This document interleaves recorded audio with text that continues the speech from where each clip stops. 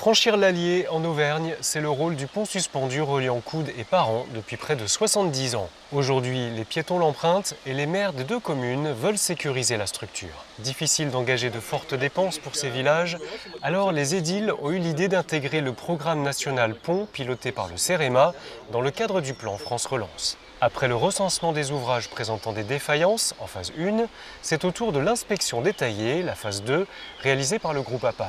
Et côté mairie, les attentes sont fortes. L'œil de l'expert, c'est-à-dire quelque chose donc avec un niveau d'expertise suffisant. Et puis derrière aussi la retranscription, ça c'est important, d'un rapport qui soit lisible et compréhensible par le plus grand nombre.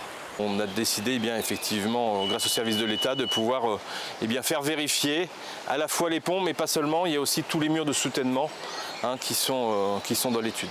Le but c'est à la fois que ce soit sécurisé pour la population, mais c'est aussi l'image de la commune, donc on préserve l'image de la commune.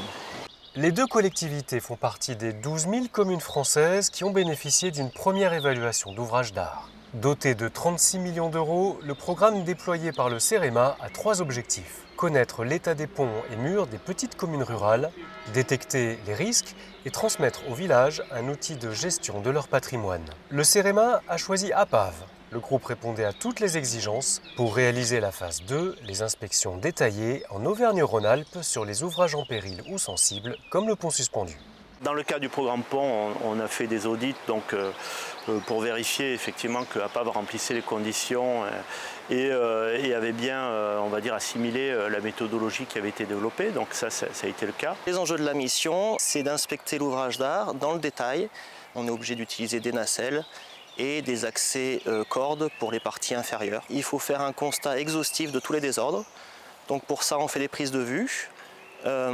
Les constats, on les répertorie sur un plan de façon exhaustive aussi.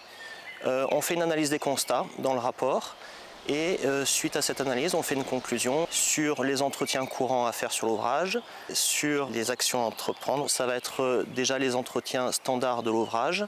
Ça peut être aussi des travaux de réparation, des investigations complémentaires. L'inspection détaillée doit se faire tous les 6 ans. Elle vient compléter les visites annuelles réglementaires des maîtres d'ouvrage, comme les communes de Coudes et de Parent.